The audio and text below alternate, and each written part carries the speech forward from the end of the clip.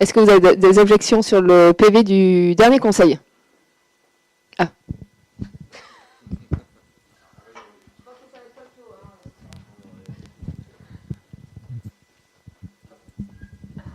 Merci. En fait, surtout une remarque, parce qu'on a vu qu'il y avait pas mal d'endroits, il y avait des questions inaudibles. Donc, on va s'abstenir, parce que du coup, il n'y a pas d'autres questions, et les réponses ne sont pas inaudibles, alors que, pourtant, vous, souvent, vous aviez le micro. D'où l'intérêt de couper, donc je le redis, la partie de nos téléphones, parce qu'en fait, dès lors que le micro coupe, et ben ça n'enregistre pas. Et moi, très souvent, je m'arrête, même si ça m'énerve fortement, vous l'avez vu, et ça permet au moins d'enregistrer ce que je dis. Donc, si vous pouvez vous mettre en mode avion, et puis je suis navrée, mais je pense que même les ordis, il faut les déconnecter pour qu'on soit sûr que ça fonctionne, parce que d'habitude ces micros-là ils fonctionnent, donc voilà. Bon, on teste, on fait ce test-là. Donc vous vous abstenez sur la partie qui est contre. Donc à la majorité, merci. On va désigner un secrétaire de séance. Je vous propose que ça soit Aura qui soit secrétaire de séance. Est-ce que vous êtes d'accord avec cette proposition-là? Oui, merci pour elle. Et puis, on va rentrer dans l'ordre du jour et je vous indiquerai les procurations une fois que la feuille de présence me sera revenue. Le premier point qu'on vous présente, c'est le projet, qui n'est pas une délibération en fait. C'est la présentation du centre de loisirs qui va démarrer sous peu. Et donc, je laisse la parole à Karine Ménard.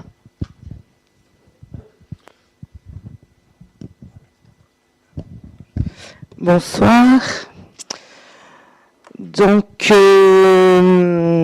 comme nous l'avions évoqué il y a quelques mois déjà, donc le projet du centre de loisirs prend forme et plus que forme. Donc, c'est la construction donc du centre de loisirs primaire à côté de l'école maternelle à Guebel, qui est juxtaposé au stade de rugby. Donc c'est par rapport à l'existant, c'est vrai que ça sera quelque chose de beaucoup plus adapté à la demande et au fonctionnement d'un centre de loisirs. Donc il pourra accueillir jusqu'à 132 enfants, répartis en 2 tranches d'âge, comme actuellement dans l'existant, mais avec beaucoup plus d'espace. Donc les 6-12 et les 13-17. Donc voilà, ce sera un centre de loisirs avec un espace d'animation, un extérieur, des espaces polyvalents, des salles spécifiques aux ateliers et aux activités qui sont dédiées. Sécurisé, parce que voilà, entouré, etc. Enfin, tout sera dans les normes et bien réfléchi par les équipes animation qui ont été bien sûr consultées à chaque étape. Donc la maîtrise d'œuvre a été confiée à la SRL Benjamin Ballet, l'architecte de Valence, qui est à Valence. Le permis de construire va être signé dans les tout prochains jours et les marchés de travaux sont en cours d'attribution. Lancement de chantier programmé le 8 octobre. Voilà. Pour un début d'effectif des travaux en novembre. Le planning hors intempéries et hors imprévu laisse entrevoir une livraison décembre 2025. Donc dans la page suivante, vous avez tout ce qui est le détail avec l'espace cuisine, la salle de restauration. Voilà, donc il y aura quand même, après, on le précise encore, comme ça pourra rassurer beaucoup de dons et rois, l'espace restauration qui fonctionnera sur les temps de périscolaire, du centre de loisirs, fonctionnera sur le temps scolaire pour les maternelles. Donc les élèves de la maternelle à Guebel iront déjeuner le midi dans le centre de loisirs, dans le self prévu à cet effet, ce qui libérera une salle au sein de l'école à Guebel qui pourra peut-être, si les besoins sont en demande, là, pour être une salle de classe ou autre. Mais en tout cas, il y a une mutualisation de cet espace restauration pour les élèves de maternelle et les enfants du centre de loisirs des mercredis et des vacances scolaires. Voilà, donc au niveau des extérieurs, ils ont été aussi réfléchis avec des zones d'ombre, des zones, voilà, un peu comme nous l'avons fait pour l'école André Julien, la réflexion de la cour d'école, un jardin pédagogique, une zone de jeu, voilà. Il y aura une couverture photovoltaïque aussi au niveau du bâtiment principal, avec une autoconsommation de l'électricité au niveau des bâtiments communaux. Voilà, je pense n'avoir rien oublié. Voilà. Ensuite, vous avez les plans. Voilà. Bien avoir en mémoire aussi que tout ce schéma-là a été réalisé avec la complicité, on peut dire ça comme ça, du service animation et des animateurs. Voilà. Est-ce qu'il y a des questions ?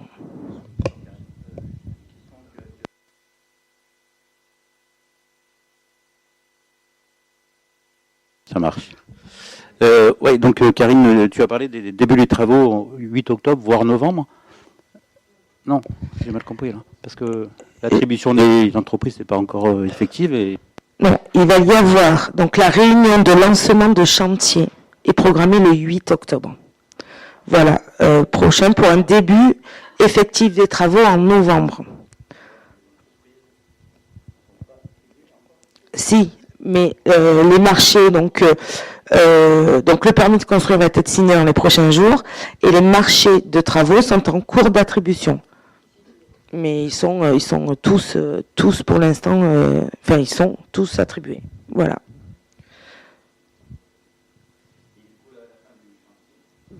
Donc livraison fin décembre 2025.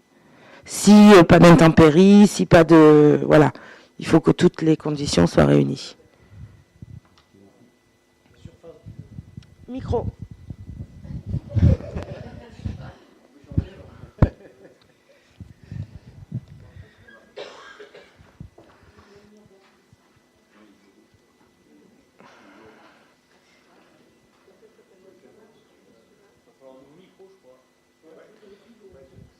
Non.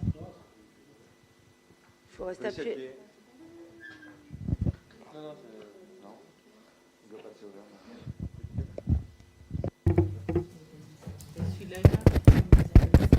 Essaye celui-là.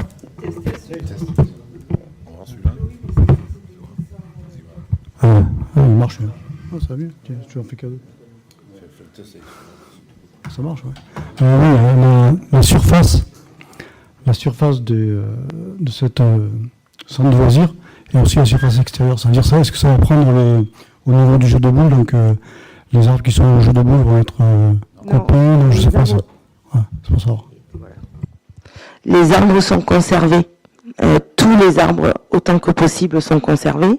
Ça, c'est une volonté qui est claire. Concernant la superficie du bâtiment, extérieur compris, il me semble, on est entre 800 et... non, il n'y a pas les extérieurs. 850 mètres carrés.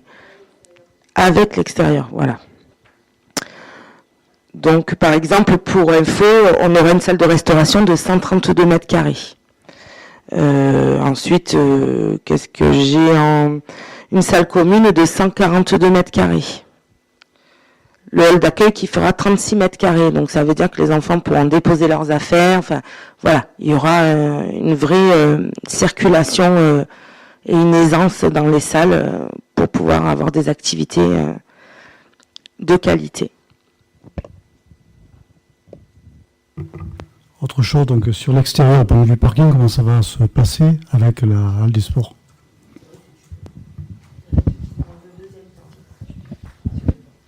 Sur le parking extérieur, on est dans un deuxième marché qui vient d'être attribué sur la partie maîtrise d'œuvre.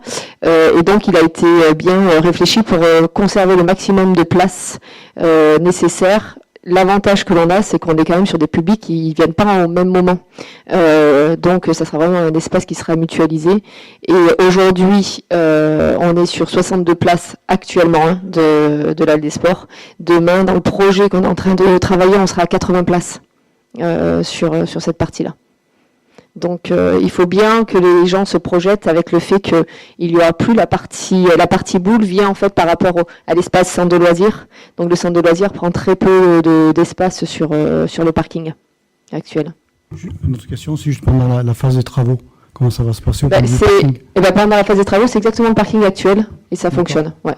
Tout a été tracé, on l'a testé effectivement pour être sûr que ça fonctionne. On va pas dire qu'il y a des places libres à 20% sur l'espace, mais en tout cas, ça fonctionne très bien sur ce qui a été tracé. On a 62 places. Les 80 places futures seront beaucoup plus confortables, mais là, ça bougera pas. C'est l'emprise des chantiers et celle qui est aujourd'hui. D'autres questions ?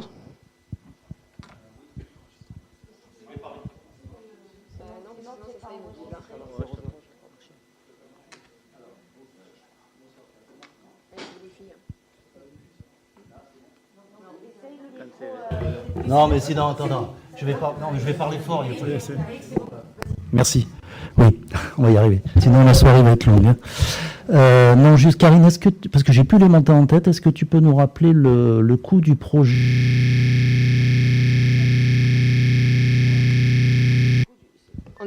On est sur 2,3 millions du projet. Eh ben, on va 2,3 millions et il y a un reste à charge de la collectivité de 1 million. Donc ça veut dire qu'on a 1,3 million de subventions.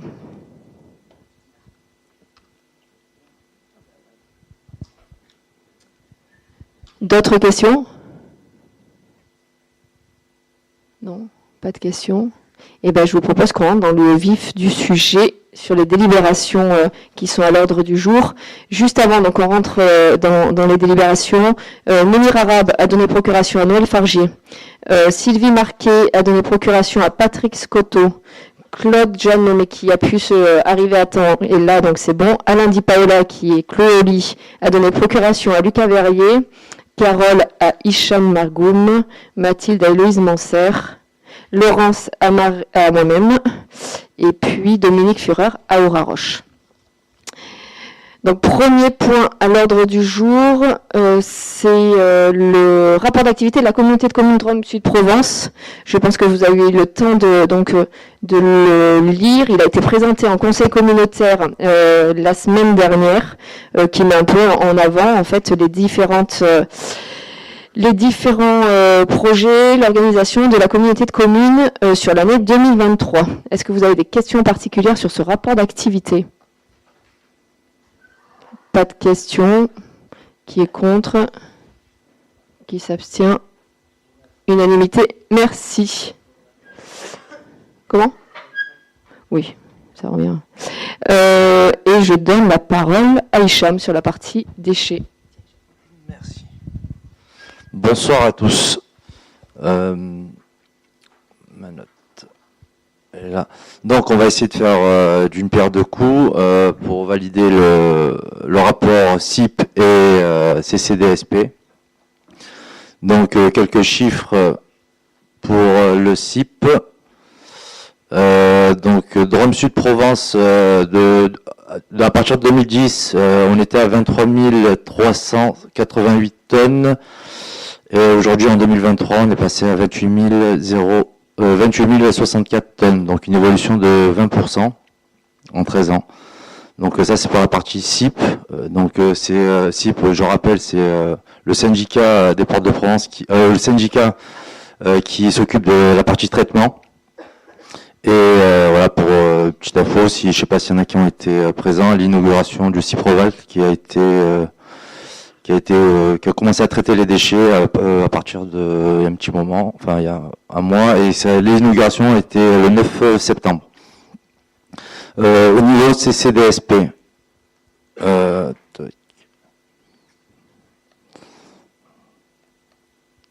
donc pour Donzer, 9000... Non, je suis pas sur la bonne page, désolé.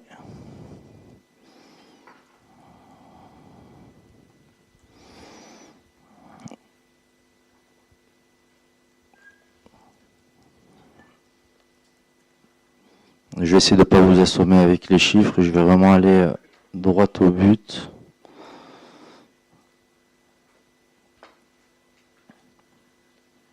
Donc pour notre déchetterie à Donzère, nous avons traité 2109 tonnes pour 2023.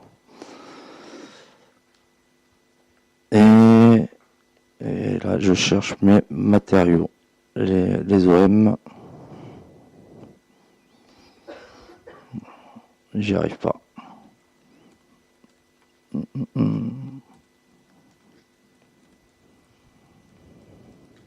Bon, je l'avais.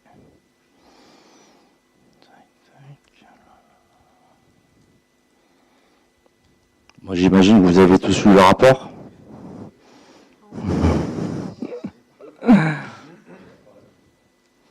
C'est peut-être pas là.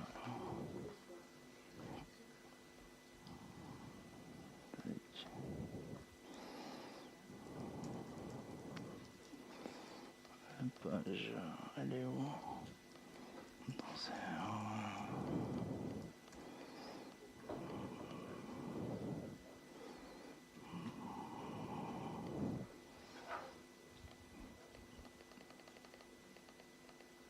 Désolé. Ah, voilà. Donc, pour ce qui nous concerne, en corps creux, corps plat. Corps creux, on a passé en 2023 1890 tonnes. Au verre, le tri du verre, 1423 tonnes. Et pour les ordures ménagères, 10 350 tonnes. Donc une réduction, 2021, on était à 11 178, 2022, 10 912, et 2023, 10 350. Donc une évolution voilà, qui se caractérise par un tri plus approfondi. Donc pour cela, je vais vous demander de prendre acte de ces deux rapports et dire que les rapports annuels sont mis à la disposition du public. Voilà. Juste une question. Du coup, dans on fait un tiers des déchets de la communauté de communes. Parce qu'en fait, tu as dit qu'il y avait 28 000 tonnes. Ah, désolé. En 2023, dont 10 000 que pour nous. Non, ouais. Désolé, oui, effectivement, non, on parle de l'intégralité de l'interco, là. J'étais sur la mauvaise ligne. Et là, si je reviens ici, donc si je suis sur la bonne ligne, corps creux 38,96 en 2021, en 2023, non, c'est pas ce rapport. Ouais, là je suis sur le tri. Multimatériaux, mais j'arrive pas à trouver les OM. Les OM, on est 10 000, non, j'arrive pas à le trouver. Est-ce que vous l'avez... Vous l'avez vu? Bon, voilà. Ah bah attends, je dois l'avoir là. Il y a une baisse pour Donzère, la proportion, je me souviens plus maintenant, entre 2021 et 2022. Oui, on a une baisse. Multimatériaux.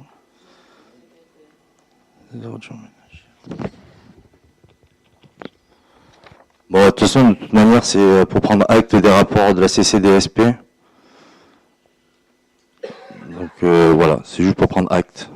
Sur les rapports que vous avez lus, parce que c'était joint effectivement à l'heure du jour, est-ce que vous avez des questions par rapport à ça? Ce qui est intéressant, c'est de voir que sur le rapport, alors moi j'ai plus les montants en tête, mais ce qui est sûr, c'est que la dynamique de baisse sur Donzère se continue. Donc ça c'est plutôt positif parce que ça veut dire que les actions que l'on met en place, eh ben ça a un effet bénéfique alors que la population augmente. Donc il faut continuer dans ce sens-là et toujours pousser à ce que les gens trient plus.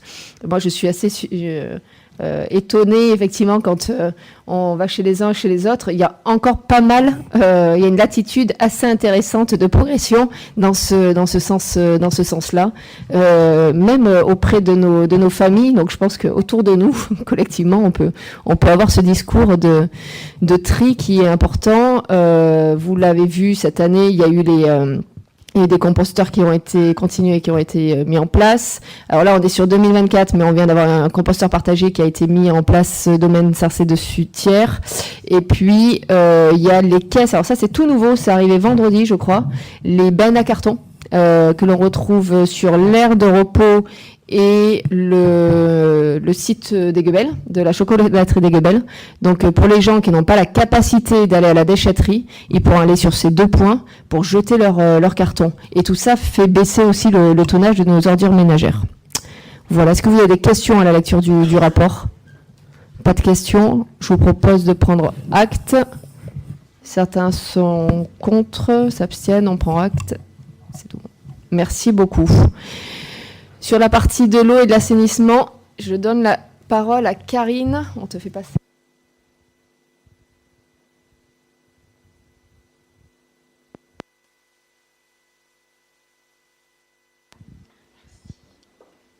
Bonsoir à tous. Pour gagner du temps, je vous propose de rassembler les 4 prochaines délibérations qui concernent les délégations d'eau potable et d'assainissement.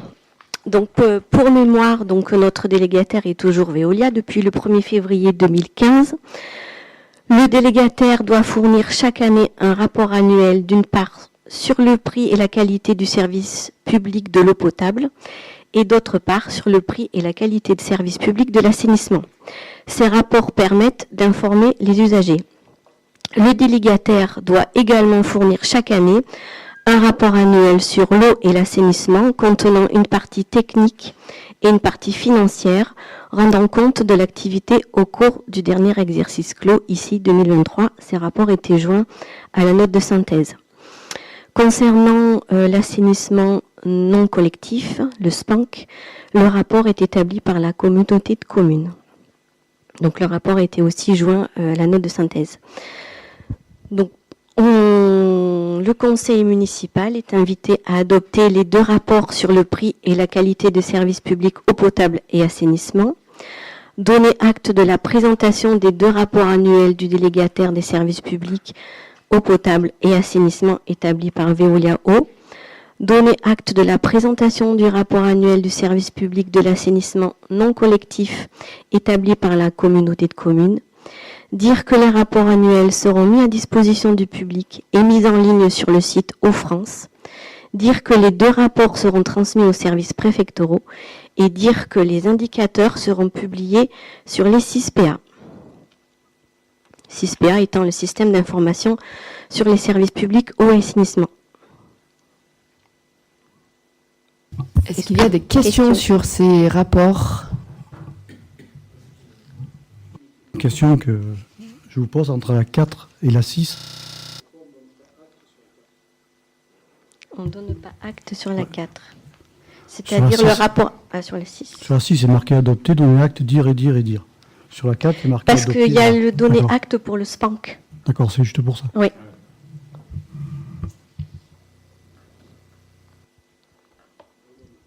On donne acte pour le SPANC. Donc, est-ce que vous êtes d'accord d'approuver ces 4 ou vous souhaitez qu'on les... donc, est-ce que vous êtes bien...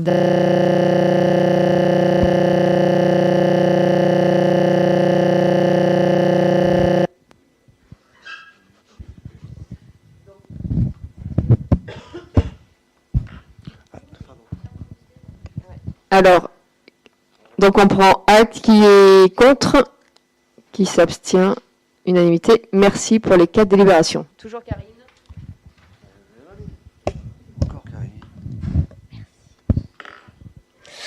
Alors c'est remois. Pour le SDED, donc pareil, chaque année le SDED établit un rapport retraçant son activité. Le rapport était joint à la note de synthèse. Pour mémoire, donc en 2023, le SDED donc a apporté une participation concernant la dissimulation des lignes aériennes électriques pour l'avenue de Königsberg et chemin de Combelonge, et également pour la dissimulation des lignes aériennes télécom, pareil pour l'avenue Königsberg et chemin de Combelonge. Et pour l'année 2024, on verra l'année prochaine. Le conseil municipal est invité à donner acte de la présentation du rapport d'activité du syndicat départemental pour l'année 2023.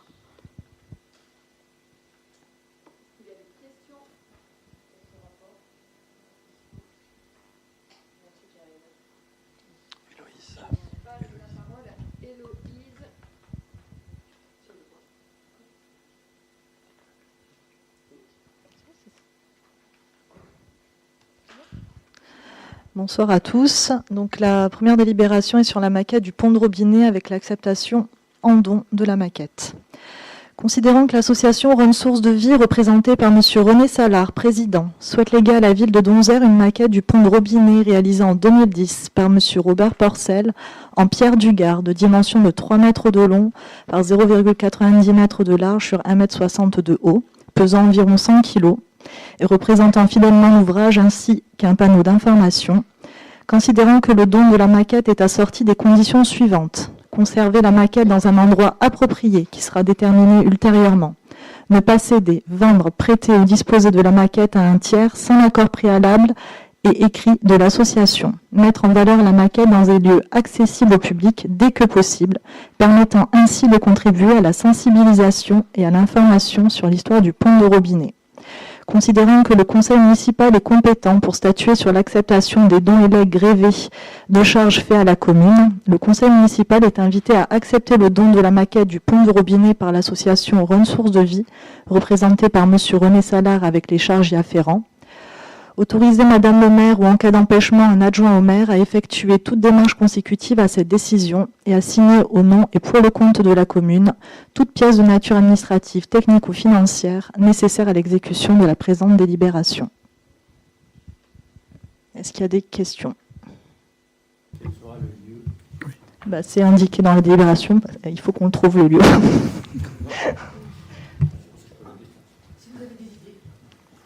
Deuxième question, s'il y a des dégradations, par exemple, sur la maquette, qui prend en charge la restauration de la maquette ? C'est écrit aussi. C'est la commune, c'est écrit sur la fin de la délibération. Oui. Non, mais c'est écrit. En fait, je viens de le dire surtout. Donc, faut écouter. Est-ce qu'il y a d'autres questions sur ce point de délibération ? Non. Qui est contre ? Qui s'abstient ? Unanimité. Merci beaucoup. Point numéro 10, Héloïse. Adhésion à l'association Patrimoine Oralpin. Considérant que l'association Patrimoine Oralpin réunit les acteurs individuels et structures qui œuvrent pour la connaissance, la sauvegarde et la valorisation du patrimoine. Considérant que l'adhésion de la commune à cette association lui permettra d'intégrer un vaste réseau d'acteurs du patrimoine et de bénéficier des nombreux avantages proposés à ses adhérents. Considérant ainsi que l'objet poursuivi par cette association répond à un intérêt communal au regard de l'engagement de la commune pour son patrimoine, considérant que le montant de l'adhésion annuelle pour la commune est de 100 €, le conseil municipal est appelé à délibérer pour décider d'adhérer à l'association Patrimoine Oralpin, autoriser Madame le maire ou en cas d'empêchement un adjoint au maire à effectuer toute démarche consécutive à cette décision et à signer au nom, pour le compte de la commune, toute pièce de nature administrative, technique ou financière nécessaire à l'exécution de la présente délibération. Est-ce qu'il y a des questions ?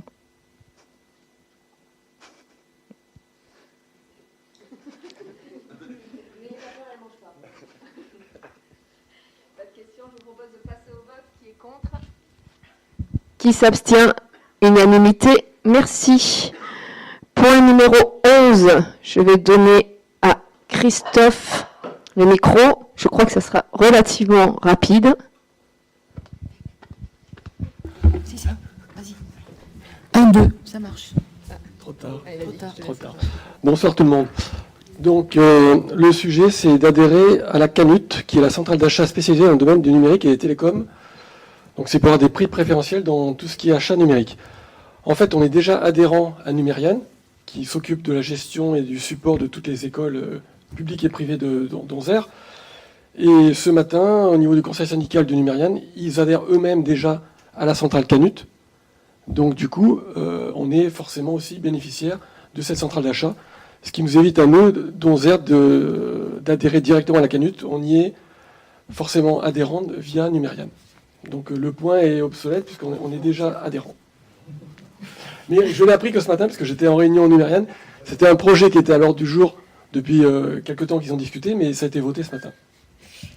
Voilà, merci. Merci Christophe, d'où l'intérêt de suivre les syndicats dans lesquels on est. D'être présent. Et je passe la parole, mais je préfère ça, hein. Moi à Serge, sur les tableaux des emplois. Bonjour à toutes et à tous. Compte tenu un peu de la complexité et des documents qui vous sont présentés, je vous propose une synthèse sur cette problématique. Jusqu'à présent, le conseil municipal était invité à délibérer sur un tableau des effectifs, outil comptable et budgétaire.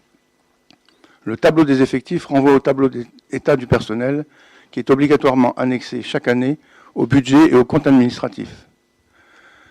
Ce tableau ne comporte qu'un grade par poste. Or, certaines des dernières délibérations de création ou transformation de postes ont prévu plusieurs grades possibles pour les nouveaux emplois créés. Ainsi, pour faciliter le suivi, un nouvel outil a été mis en place, à savoir le tableau des emplois, qui reprend l'ensemble des emplois créés avec les différents grades prévus par les délibérations créant ces emplois. Ces tableaux précisent également les emplois pourvus et le grade détenu par l'agent occupant l'emploi. Ouais, vous voyez, c'est pas simple. À cette occasion, l'ensemble des emplois existants dans la collectivité ont été revus avec définition des grades mini et maxi proposés au conseil municipal pour chacun de ces emplois, tenant compte de la fiche de poste, de la technicité attendue et de la situation d'encadrement ou non. Alors, comme prévu par les textes, il précise également les emplois pour lesquels le conseil municipal autorise le recrutement en CDD en l'absence du fonctionnaire. Enfin, le tableau reprend la proposition de suppression du deuxième poste ASVP créé afin de permettre le reclassement d'un agent, reclassement qui n'est finalement pas intervenu sur ce poste, mais avec en contrepartie la transformation de l'emploi permanent d'agent de maîtrise à temps plein occupé auparavant par l'agent au sein des services techniques en l'emploi d'agents polyvalents à temps plein au sein de la direction générale. À noter au sujet du poste d'ASVP, restant que le grade maximum dans la filière technique n'est pas agent de maîtrise, comme indiqué sur le document transmis, mais adjoint technique principal de deuxième classe. Donc, pour alimenter votre réflexion, enfin, donc, les éléments ainsi pour le débat, si tant est qu'il y en ait un, avec la suppression évoquée précédemment, le tableau des emplois compte donc un total de 96 emplois pour environ 88 équivalents temps plein, contre 97 emplois et 89 équivalents temps plein au dernier tableau voté en février dernier. Le tableau des emplois, c'est important, le tableau des emplois permet de mieux prendre en compte l'évolution de carrière de l'agent au sein de son emploi tant qu'il n'a pas atteint le grade maximum. Au-delà, son évolution doit se faire sur un autre emploi au sein de la collectivité ou dans une autre collectivité. Merci Serge. Est-ce qu'il y a des questions sur le tableau des emplois? Juste une précision. Pardon. Non, c'est bon, vas-y. C'est essentiellement technique comme délibération.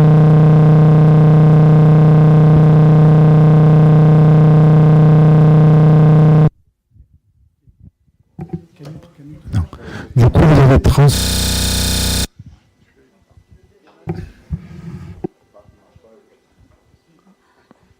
vous avez transformé certains postes en postes de maîtrise et certains postes en... C'est juste technique ou c'est en fait le but de la délibération à part de supprimer un emploi d'ASVP, C'est quoi le but en fait de la délibération? C'est juste technique. C'est dans le cadre des lignes directrices de gestion. C'est qu'en fait, par rapport aux évolutions de carrière, les agents, ils savent quand ils sont sur un poste, ils savent jusqu'où ils peuvent aller et jusqu'où on va les promouvoir en fait par rapport à leur avancée de carrière. Donc, on a bien recalé ça pour que ça corresponde en fait aux besoins de la collectivité. Donc, il n'y a pas de changement par rapport à aujourd'hui sur les agents et leur grade. Simplement que demain, s'ils souhaitent être sur un certain niveau, ils savent que le poste sur lequel ils sont leur permet d'atteindre ce niveau-là ou pas du tout. Ça évite aussi qu'il y ait certains agents qui peuvent espérer, et puis à la fin on leur dise non, ou voilà, les choses là aujourd'hui sont très claires. Et c'est un outil qui est... c'est obligatoire cet outil du tableau des emplois, en tout cas c'est le tableau des effectifs, mais pour manager en fait les équipes, c'est beaucoup plus intéressant, et dans les lignes directrices de gestion sur lesquelles on se base pour dans le cas du CST, etc. Dans les avancements, c'est un élément qui est quand même un outil qui est intéressant. Et la suppression du poste d'ASVP, c'est temporaire ou là du coup vous aviez 2 postes, il n'y en a plus qu'un? Il reste quand même au tableau des effectifs, le deuxième poste ou... Non, il y a un poste au tableau des effectifs et l'autre poste, c'est un agent polyvalent qui correspond à ce que l'agent fait, en fait. Voilà. Oui, pour compléter ce que disait Patrick, ce que je retiens, c'est que la transformation, l'annulation du deuxième poste à SVP, transformé en un poste d'agent contractuel, et vous avez dit donc qu'il était fléché sur la direction générale.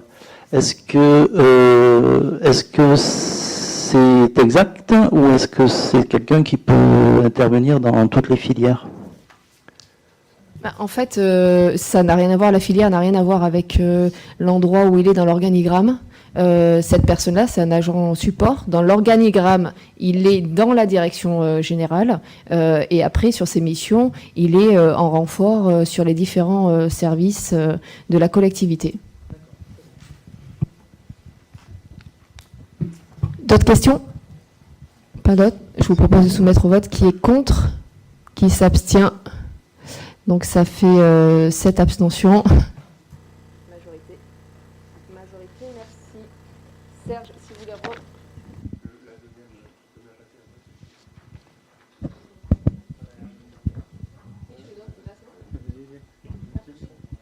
Après, je prendrai après. Parce qu'il me manque un papier. Et bien alors, on va passer le reste. On va revenir à les délibérations. Donc, on sursoit sur la 13 2 secondes et demie. On passe la 14 qui sera présentée par Malika Yayaoui.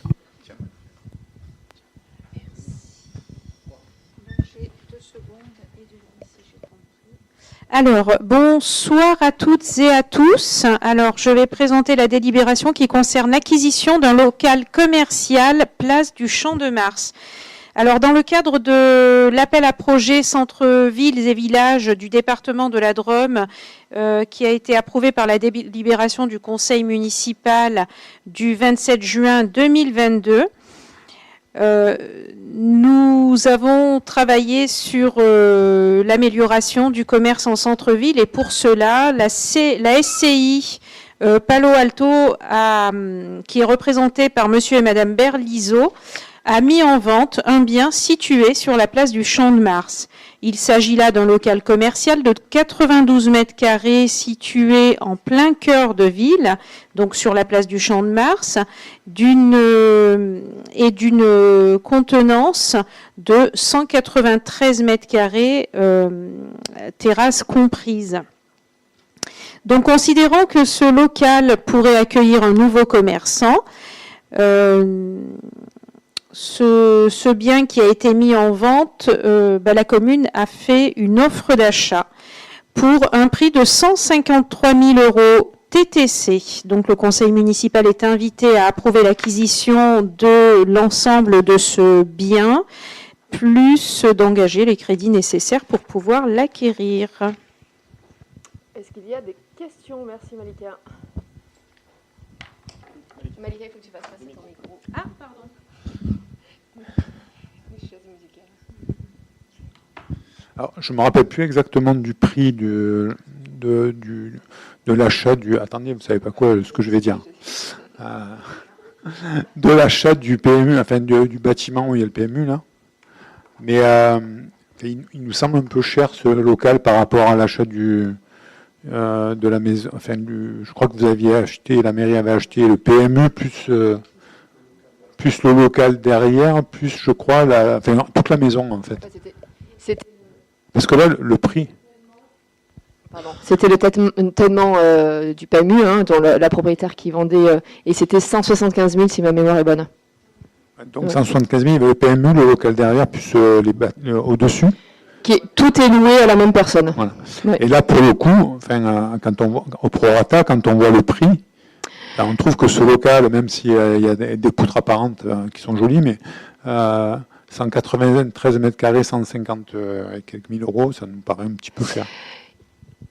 Et ce qu'il faut se rendre compte, c'est que le PMU, l'état du bâti était un peu différent. Donc nous, on a déjà repris une partie de la toiture sur le PMU et on n'est quand même pas sur le même état que celui-ci. Celui-ci, il y a strictement rien à faire à l'intérieur. Et l'avantage de celui-ci aussi, c'est qu'il y a toute la place qui est devant. Qui n'est pas du domaine public, contrairement à ce que l'on peut penser, là où il y a l'olivier. Il y a tout cet espace-là aussi qui est lié à cette parcelle. Voilà. Donc on est sur deux biens qui ont des avantages et des inconvénients chacun. Voilà. Après, on souhaite vraiment donc dynamiser le commerce en centre-ville. Vous le savez, hein, c'est sur la partie basse bourgade et donc Champ de Mars. C'est là-dessus qu'on s'est focalisé sur ce mandat-là. Il reste pas énormément de locaux commerciaux qui peuvent être mis en location. Et celui-ci nous paraît quand même assez intéressant. La crainte qu'il pouvait avoir, c'était que ça soit acheté par quelqu'un qui le bascule en habitat. Et qui en plus ferme la rue, hein, il faut se dire clairement les choses aussi.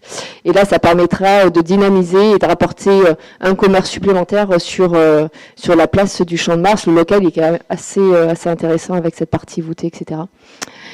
Voilà, donc on vous propose de l'acheter. Vous avez estimé le coût de la location ? Oui, on a fait un calcul. On n'est pas sur une rentabilité forte, mais c'est pas l'objectif non plus de la commune. Un promoteur immobilier, effectivement, peut-être que le coût serait un peu trop important pour qu'il arrive à faire le bénéfice qu'il souhaite. Nous, on est dans une dimension un peu différente, qui est aussi de dynamiser et de rendre attractif le centre-ville. Donc, on n'est pas sur les mêmes angles de vie. Il ne faut pas non plus que ça soit des prix démesurés. Mais là, on reste sur un entre-deux. On a estimé à peu près la location, sans déstabiliser aussi ce qui se fait par le privé. Voilà, d'arriver à être sur une offre complémentaire à ce que l'on a déjà sur le Champ de Mars et la base Bourgada. On a quelques touches, mais c'est vrai que jusqu'à présent, comme on n'avait pas, ça s'est officialisé il n'y a pas très longtemps, le conseil municipal est là, donc ça permettra de vraiment le mettre un peu plus en avant, cette location-là. Et l'idée, c'est de s'appuyer sur le dispositif boutique éphémère pour lancer la dynamique et voilà. Mais des touches, il y en a régulièrement. Donc et jusqu'à présent, on n'avait pas de locaux à proposer. La majorité, et heureusement, commence à être pris, ce qui est très bien. Hein, quand on va à Basse-Bourgade, ça s'étoffe. On sait que c'est toujours un peu fragile, mais en tout cas, ça s'étoffe. Il y a encore 2 commerces qui vont ouvrir Basse-Bourgade. Donc, petit à petit, tous les locaux sont pris, on peut que s'en féliciter. Hein. D'autres questions ? Pas plus. Je vous propose de soumettre au vote qui est contre, qui s'abstient. Donc 7, majorité. Merci. Point numéro 14, c'est bon pour toi, Serge ? Allez, c'est parti. Merci. Ça y est, je reviens sur Terre. Donc, le point suivant, compte personnel de formation. Donc, l'utilisation du compte personnel de formation peut porter sur toute action de formation ayant pour objet l'acquisition d'un diplôme, d'un titre, d'un certificat de qualification professionnelle ou le développement des compétences nécessaires à la mise en œuvre d'un projet d'évolution professionnelle, ainsi que les actions de préparation au concours et examen et éventuellement un temps de préparation personnelle. Afin de pouvoir répondre aux demandes des agents, le conseil municipal doit délibérer pour fixer les conditions de mise en œuvre du CPF au sein de la collectivité. Il est donc proposé au conseil municipal de fixer comme suit ces conditions. En point 1, prise en charge des frais pédagogiques dans la limite du plafond horaire fixé à 20 € et limité à un plafond annuel arrêté à 1 000 € par agent dans la limite des crédits inscrits au budget. Pas de prise en charge des frais de déplacement occasionnés par les déplacements des agents lors des différentes formations. Examen des dossiers tout au long de l'année au fur et à mesure des demandes. Donc un élément de réflexion, donc le CPF dans la fonction publique est en heures et non en euros, comme dans le privé. L'agent ne peut donc pas l'utiliser aussi librement. Son utilisation doit être en lien avec le projet d'évolution professionnelle au sein de la fonction publique ou vers le secteur privé. Il doit obtenir l'accord de la collectivité. Donc, compte tenu des arguments que vous avez cités supra, donc, le conseil municipal est appelé à délibérer pour fixer à 20 € le plafond horaire de prise en charge des frais pédagogiques dans la limite d'un plafond annuel arrêté à 1 000 € par agent et dans la limite des crédits inscrits au budget. Dire que la collectivité ne prendra pas en charge les frais occasionnés par les déplacements des agents lors des formations et que ces frais seront à la charge de l'agent. Dire que les demandes pourront être présentées par les agents tout au long de l'année et qu'elles seront examinées au fur et à mesure de leur réception. Et enfin, autoriser Madame le maire ou son encadrement, autoriser Madame le maire ou en cas d'empêchement un adjoint au maire à effectuer toutes les démarches consécutives à cette décision et à signer au nom et pour le compte de la commune toute pièce de nature administrative, technique ou financière nécessaire à l'exécution de la présente délibération. Merci Serge. Est-ce qu'il y a des questions sur cette délibération? Pas de questions. Qui est contre? Qui s'abstient? Unanimité. Merci. Point numéro 15. Instauration de périmètre d'études en vue de la réalisation d'un projet d'aménagement. Donc on est sur deux périmètres. Le premier périmètre concerne la réalisation d'un projet d'aménagement sur la dent creuse de la Palombière. En fait, on est au-dessus de la Palombière.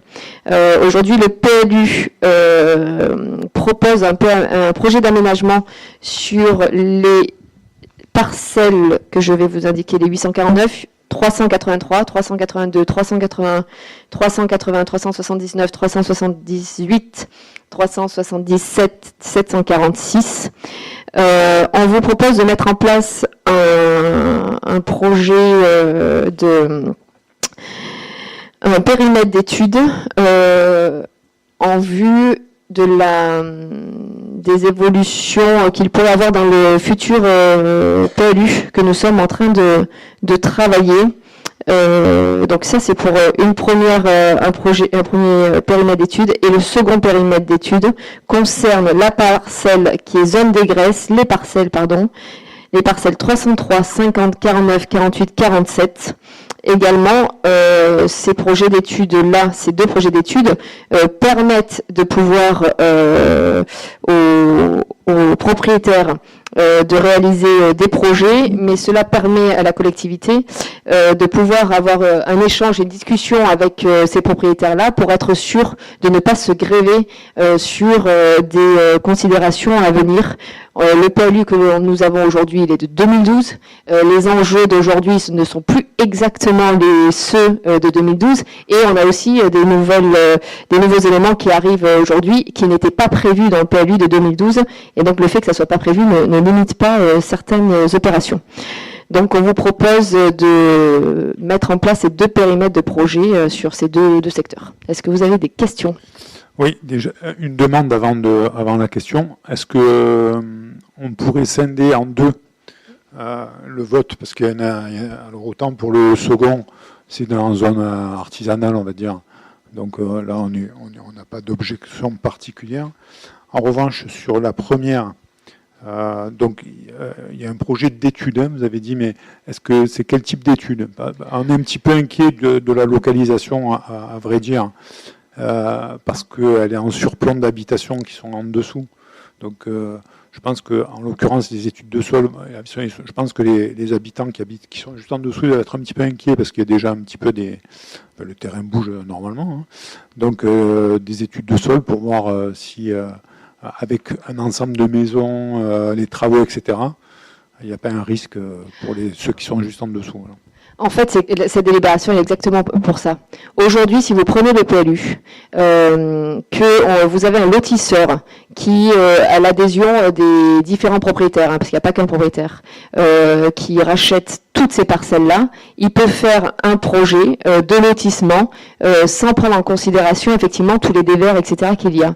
Et je trouve que vu la topographie de ce site-là, il faut limiter la constructibilité de ces parcelles, parce que ça pourrait avoir un impact assez considérable sur les maisons qui sont au-dessous.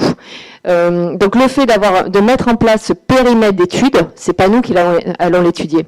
C'est simplement que on se laisse la possibilité, si le projet qui est déposé ne répond pas au principe de risque que l'on a identifié, et effectivement sur la partie qui est plutôt assez pentue, on va dire, hein, et que la gestion des eaux n'est pas anticipée, etc., et ben ça veut dire qu'on pourra refuser le permis d'aménager qui pourrait être proposé. Aujourd'hui, sans ce périmètre d'études-là, et ben on serait obligé d'accepter ce projet d'aménagement parce qu'il y a des orientations d'aménagement qui ont été intégrées dans le PLU, dans ce secteur-là, qui ne prennent pas en considération la topographie de ce site-là. Donc c'est justement pour anticiper une problématique qui pourrait advenir sur cet ensemble de parcelles et surtout sur les habitations qui sont en dessous que l'on propose de mettre ce périmètre d'études.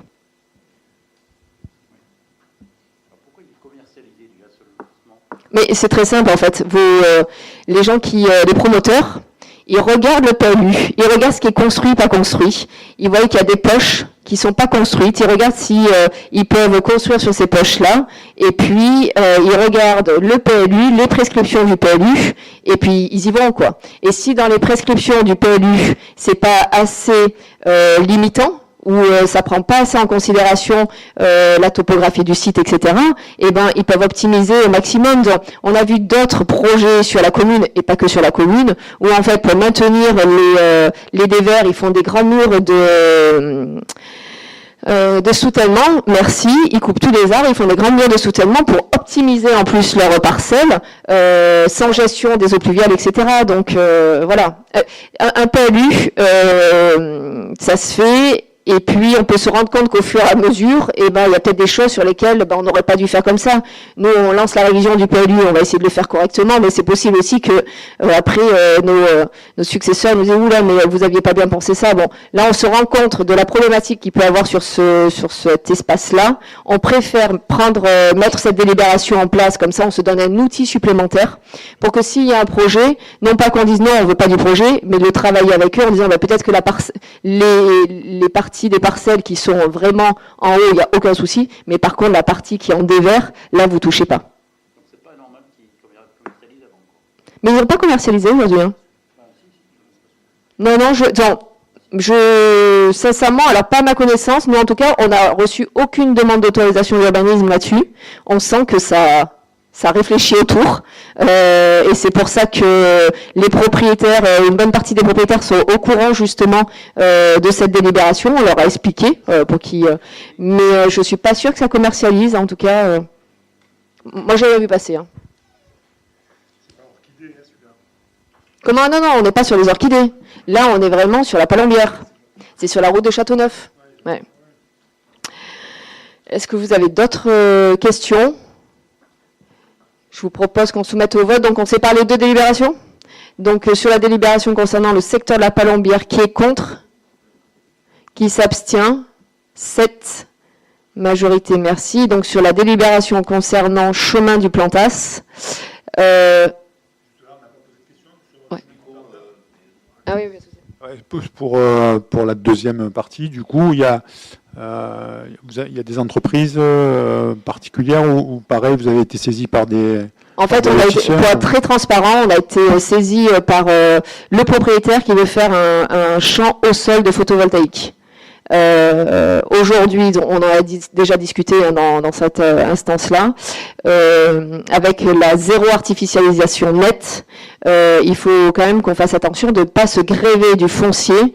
Et là, le fait de faire un champ au sol de photovoltaïque, ça veut dire que les peu de parcelles qui nous restent pour de l'artisanal, on n'aurait plus la capacité d'accueillir des bâtiments économiques sur ces parcelles-là.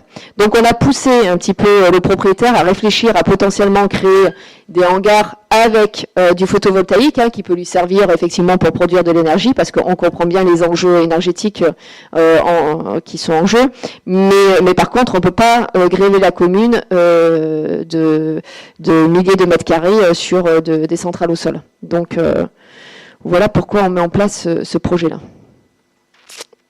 Et donc qui est contre sur cette deuxième point de la délibération, qui s'abstient, unanimité. Merci beaucoup.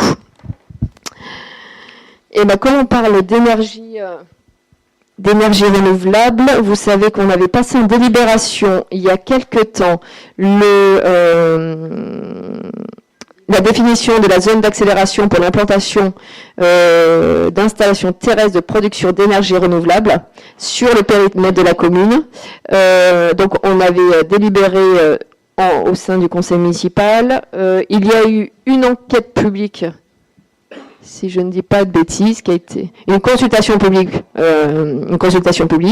Et donc là, la préfecture a pris acte de la consultation publique. Et donc nous repassons au conseil municipal pour acter ce que nous avons validé ensemble lors de la délibération du 21 février 2024. Est-ce que vous avez des questions ? Question. Je vous propose de mettre au vote, donc qui est contre, qui s'abstient, unanimité, merci. Point 17, convention de partenariat urbain partenarial avec la SAS Valrim Aménagement pour l'opération d'aménagement du lotissement Les Louveteaux, chemin de la Condamine. Au regard des évolutions sur les travaux entrepris, donc on vous propose un avenant au PUP avec Valrim, avenant que vous avez dans la délibération juste là. Est-ce qu'il y a des questions sur cette délibération ? Alors, je reviens sur la délibération. En fait, d'après ce qu'on a compris, la commune va participer à... Alors c'est l'inverse. C'est le lotisseur qui participe à des aménagements d'intérêt général. Et normalement, il ne doit pas tout prendre en compte, le lotisseur, quand il veut faire un lotissement. Le jeu, entre guillemets, c'est pas de lui dire vous faites un lotissement, mais vous vous occupez de l'eau, des réseaux, etc. Puisque là, on participe quand même à hauteur de pas mal quand même. Alors si, le lotisseur prend tout en charge sur son foncier et sur le projet qu'il a. Là, on le fait participer sur de l'aménagement à l'extérieur de son projet. Donc, on en profite pour refaire une partie des réseaux, pour apporter l'éclairage public jusqu'au lotissement, jusqu'à l'entrée du lotissement. Le reste, il prend tout à 100% en charge. Donc là, au contraire, il participe aux dépenses qui sont normalement de notre ressort. C'est le fond de la délibération, là. Ah, ouais. On avait une réflexion aussi au-delà de cette délibération. En fait, pratiquement tous les projets de lotissement, c'est Valrim qui les a. Il y a Monopole, il y a de la part de Valrim. Vous avez personne d'autre qui Alors, un monopole, je pense pas. Après, il n'y a pas tant de projets de lotissement sur Donzère. Aujourd'hui, on en a un, c'est celui-ci, c'est le Louveteau. Et ça fait 2 ans qu'ils sont en compromis, 2 ou même 3 ans qu'ils sont en compromis avec les propriétaires, parce que l'ancien lotisseur avait jeté l'éponge sur ce projet-là. C'est tout. Je vois pas d'autres parce que Valrim, sur leur site, en fait, ils parlent aussi de Orchidée. Orchidée, ils sont propriétaires au moins depuis 2015. Ils n'ont toujours pas vendu tous les lots ? Non. Et en plus, là, on n'est pas sur le même système, c'est sur de l'accession sociale. Et ils sont propriétaires depuis au moins 2010 de ce lot-là, Valrim. Ce qui est étonnant, c'est que en fait, on dit qu'il y a une pression foncière sur Donzère, et puis finalement, on s'aperçoit qu'il y a certains lots qui ont du mal à être vendus. Je crois que c'était le cas il y a quelques années où vous aviez eu du mal à vendre aussi, c'était au Firminas. C'était pas Firminas, c'était le Riaille, parce que le PUP était très important aussi. Mais si vous regardez un peu sur les autres communes, il y a une pression foncière, mais aujourd'hui, les gens n'arrivent pas à accéder aux emprunts, aux prêts, parce que les prêts sont assez hauts, et que le coût de la construction, il est excessivement haut, on n'a jamais été aussi haut. Donc c'est quand même deux freins aussi qui font que les gens n'arrivent pas à acheter. Et malheureusement, on n'est pas les seules communes dans ce cas-là. Donc on espère que ça reparte un peu, parce qu'il faut quand même que c'est important qu'il y ait quand même une évolution tranquille, mais on le voit hein, sur les autres communes, c'est pareil. Hein. C'est pour ça que c'est étonnant que du coup, les RIM, je pense que c'est eux encore, sur la Palombière par exemple, ils ont du mal à vendre certains lots.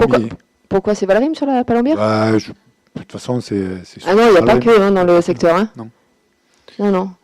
Et du coup, qui construisent encore, qui continuent à faire des lotissements, même s'il y a peut-être un besoin, hein, alors qu'il y a déjà certains lotissements où... Mais en fait, le projet de la Palombière, il n'y a rien qui est fait, c'est simplement comme il y a plusieurs lotisseurs, et pour le coup, Valrim n'est même pas venu se positionner là-dessus, comme il y a plusieurs lotisseurs, on préfère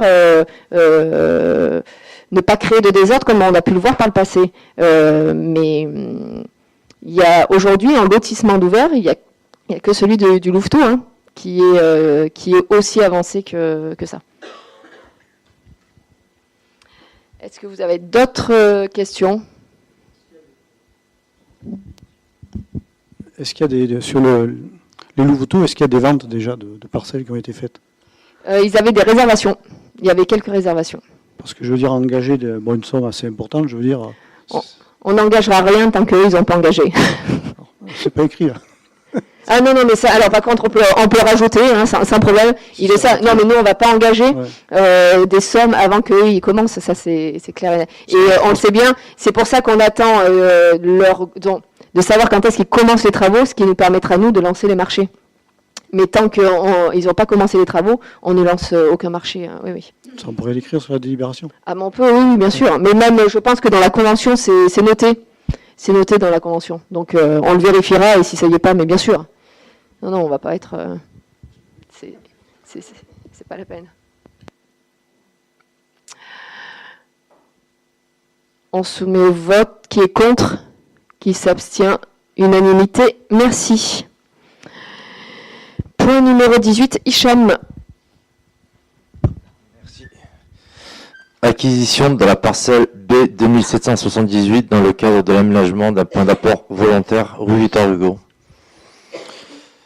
Considérant que la commune de Donzère s'engage depuis plusieurs années dans l'installation de points d'apport volontaires semi-enterrés afin d'améliorer le cadre de vie des habitants et supprimer les bacs roulants peu esthétiques et de faible contenance, le besoin d'installer un point complet aux abords de l'avenue Général de Gaulle, Habitat Dauphinois va réaliser une opération immobilière, le Clos des Orchidées, tranche 3, comportant 8 villas individuelles avec leur garage sur la parcelle cadastrée B 2521.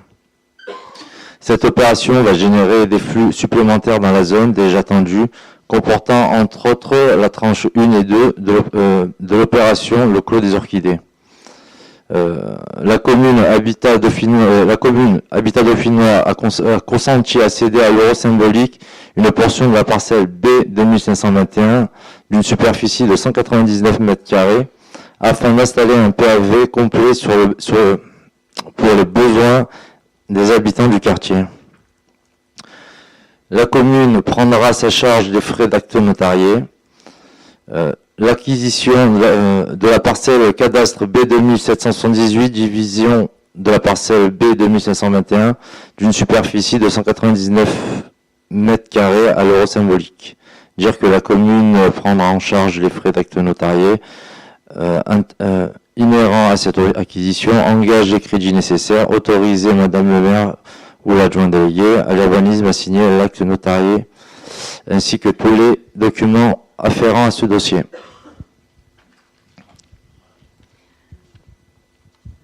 Est-ce que vous avez des questions sur ce point? Oui, enfin une question, plutôt une remarque. Au-delà du point d'apport volontaire, du coup là, ils vont, ils ont commencé à entreprendre une extension de Orchidée, c'est Orchidée 3, donc c'est nouvelles habitations. Et du coup, c'était juste une remarque parce que Habitat Dauphinois, ça dépend c'est dans le consortium Valrim aussi. Oui, ils sont propriétaires au moins depuis plus de 10 ans de cette parcelle-là. Et c'était prévu qui ferait une continuité des logements sociaux qui sont sur la première tranche. Et on leur a demandé de ne pas faire de logements sociaux, mais de l'accession à la propriété. Là-dessus. Est-ce qu'il y a des questions? Une question, comment il y a de points d'apport des déchets sur Donzère à l'heure actuelle? En CSE 18 en CSE. Et après, on a les bacs roulants, donc petit à petit, ça diminue le nombre. Ouais. Parce que les bacs roulants, vous les avez enlevés à la route de l'Enclos. Est-ce qu'après, il est prévu de remettre des conteneurs enterrés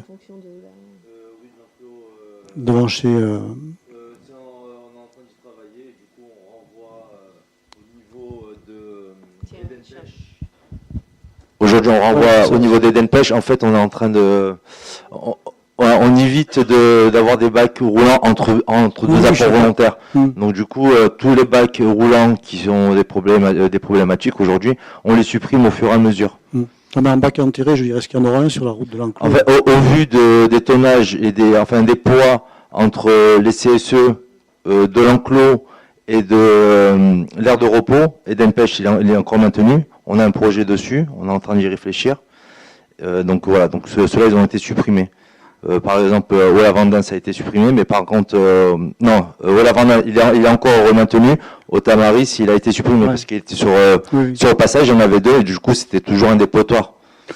Donc, au niveau esthétique, donc on a décidé, enfin, moi, j'ai décidé de les supprimer. Olavandin, au bout d'un moment, ça a été supprimé, donc ça serait peut-être une réflexion à en mettre un, je veux dire, là où était au Tamaris. On était en discussion là-bas, mais ça, non, ils sont pas OK. Parce que bon, ça fait un trajet assez lointain pour certaines personnes, voilà. On en convient, mais on essaye de faire au mieux pour pouvoir mettre... Ouais, donc là, on a pas mal de points. Quand on a un extérieur vers là où dit les Tamaris, tout ça, donc là, on a...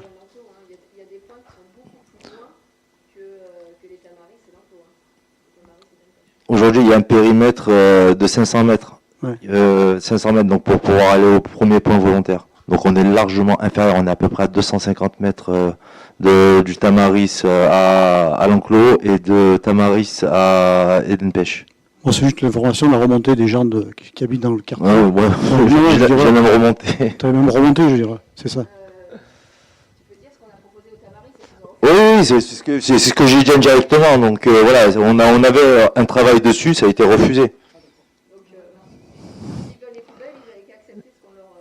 Ouais, tout à fait. Ouais.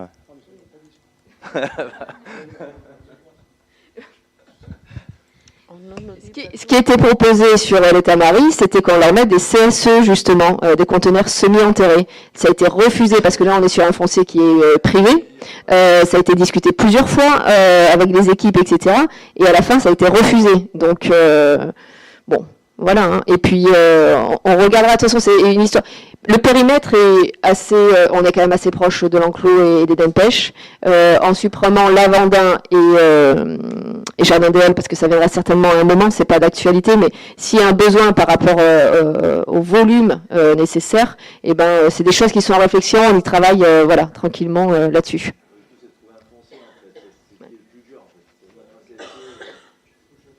Non, mais que le Tamaris ne râle pas. Les autres peut-être, mais... on n'a pas voté, hein, je crois pas. Non.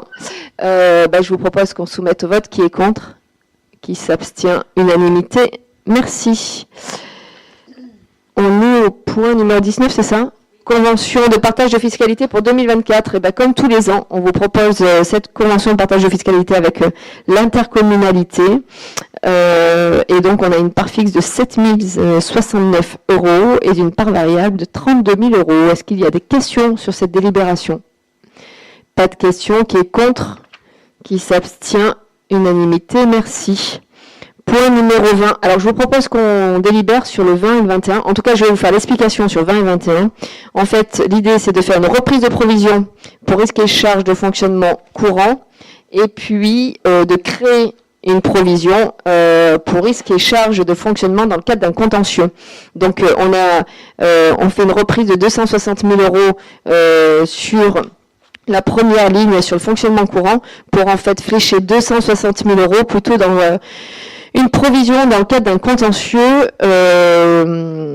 où on vient de perdre la première instance, donc on a interjeté appel, mais sur un montant qui serait de l'ordre de 260 000 €. Donc on préfère le provisionner tout en espérant bien sûr gagner sur ce procès. Est-ce qu'il y a des questions ?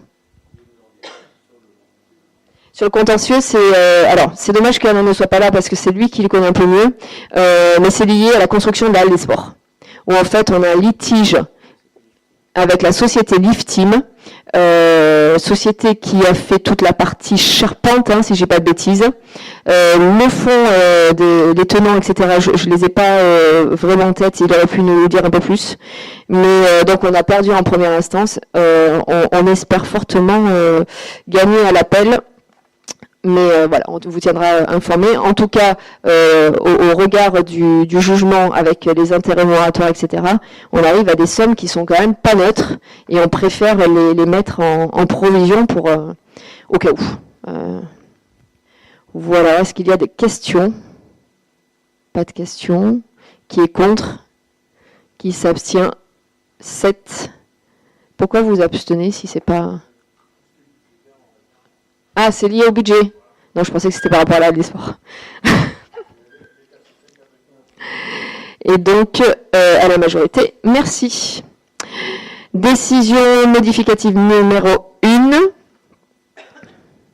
Pareil, je vais vous proposer en fait les 3 délibérations parce qu'elles sont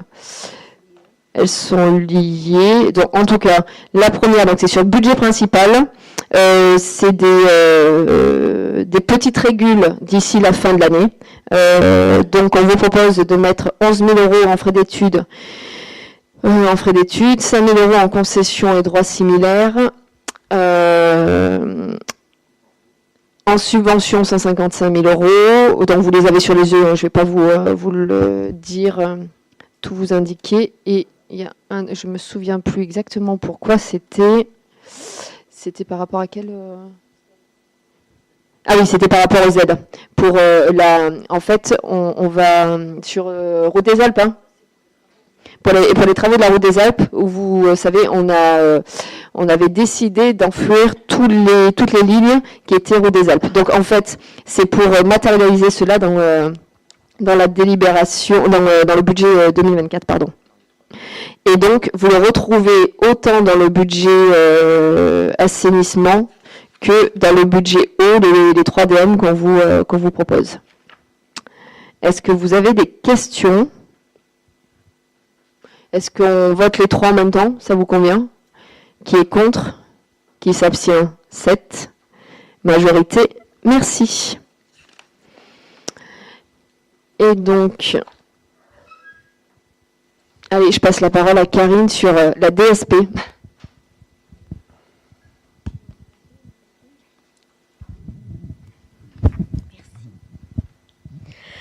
Rebonsoir. Donc, en fait, pour vous résumer, je vous propose de faire la numéro 25 et 26 en même temps, puisque c'est à peu près le même sujet.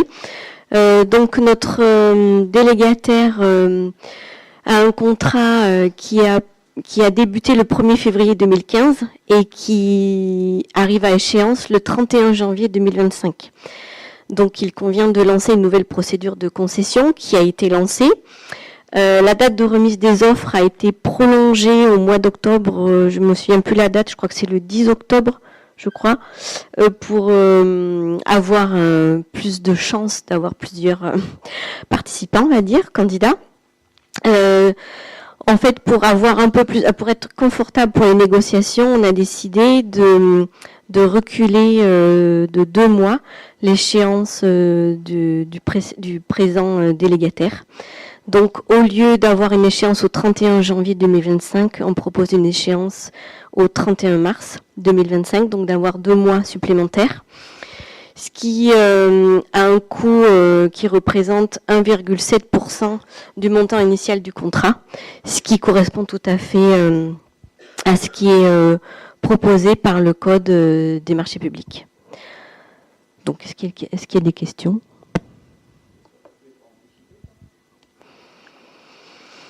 En fait, on a vu qu'il y avait pas beaucoup de candidats qui participaient. Donc, pour essayer d'avoir un peu plus de candidats, on a prolongé la date d'appel d'offres. Donc, ça avait été anticipé à l'avance. Mais pour prolonger la date de dépôt des offres, il nous a fallu un peu plus de temps pour assurer les négociations plus tard. Ouais, pour autant, c'est un coût, quoi. Et oui.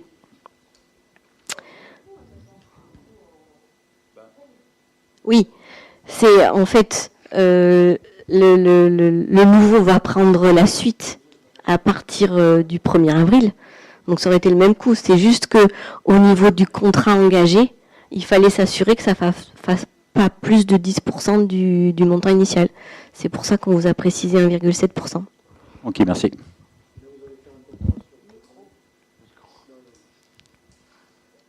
Un contrat avec le nouveau délégataire. Oui, c'est ça. Oui. Oui, c'est ça. La durée du futur contrat, il va être de combien? Parce que là, il y a plusieurs options. Parce qu'il était assez important, celui-là qu'il y avait auparavant. 10 ans, celui-là. Ouais. 2015-2025.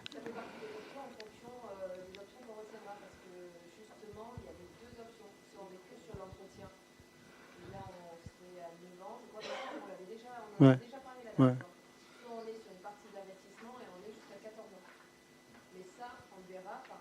Aux offres.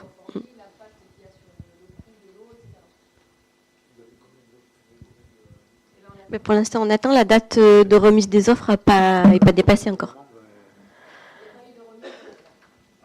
Non, parce que c'est la date de remise des offres. Ça, ils attendent. C'est toujours à la dernière, à la limite. Ça arrive jamais en avance.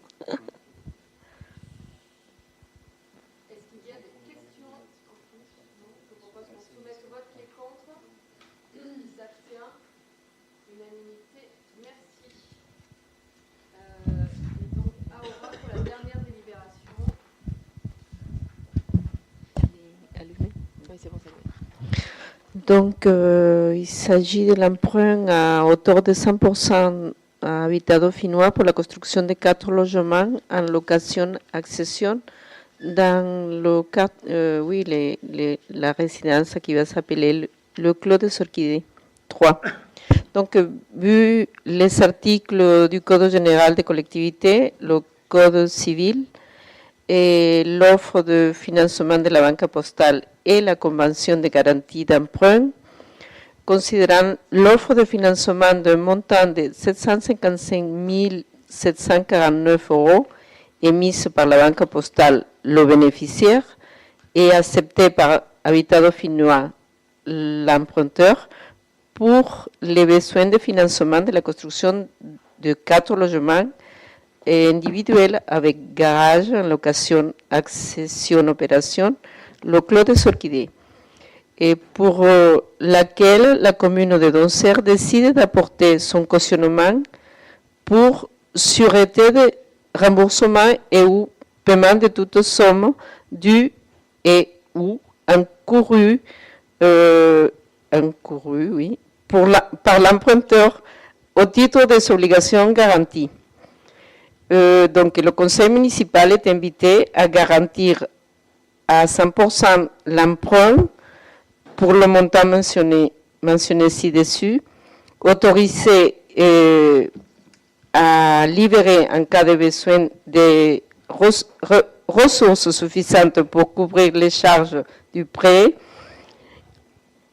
et à autoriser toute démarche nécessaire pour exécuter la présente délibération. Merci Aura. Est-ce qu'il y a des questions sur cette délibération? Oui, donc juste si vous pouvez nous préciser, en fait, là, c'est la commune qui se porte garant, en fait. jusqu'à ce que ce soit vendu en fait. Et quand ça sera vendu, vous allez récupérer comment en fait sur Non, en fait, jusqu'à ce que ça soit remboursé. Et donc après, c'est que la dette, on n'est plus garant de la dette. Ouais. Sur toutes les opérations de ce style-là, ça a toujours été fait. Toutes les communes fonctionnent comme ça. Je vous propose de soumettre... Ouais. Ce sont des logements sociaux ou pas? Non, on est en accession sociale. Accession donc c'est avec des modalités sociales pour accéder plus facilement à la propriété. Et autre question, au point de vue logements sociaux, on a combien de pourcentage sur 11 heures? Il faudrait refaire le calcul parce que ça évolue tout le temps en fonction du nombre de logements que l'on a. Bon. Approximativement. J'ai plus le taux, en sachant qu'on n'est pas une commune qui est soumise à la loi SRU. Donc on n'a pas l'obligation d'atteindre les 25%. Mais il faudrait recalculer parce que depuis de nombreuses années, il n'y a pas eu de logements sociaux qui se sont construits. Les derniers, c'était ceux qui sont vers Super U. Voilà. Donc, on pourrait avoir quand même au prochain conseil municipal le pourcentage à peu près de... Si on pouvait l'avoir. Bah, on pourra, il faudra encore refasse le calcul avec les nouvelles habitations. Je ne sais pas en fonction... Ça sera 2020. Ça sera les sources 2020 de l'INSEE, de toute façon. On n'aura pas au jour J. Hein. Ouais. Voilà. Il y avait la liste donc des... Ah non, on n'a pas voté, pardon. Je vous propose de mettre au vote qui est contre, qui s'abstient. Unanimité, merci. Vous avez eu la liste des décisions. Je ne sais pas s'il y a des questions dessus. Pas de questions. Eh ben, je vous souhaite une très très belle soirée et puis à très bientôt, au 13 octobre, pour venir voter. Déjà, pour la consultation citoyenne. Et puis, on aura certainement un conseil courant novembre. Voilà. Bonne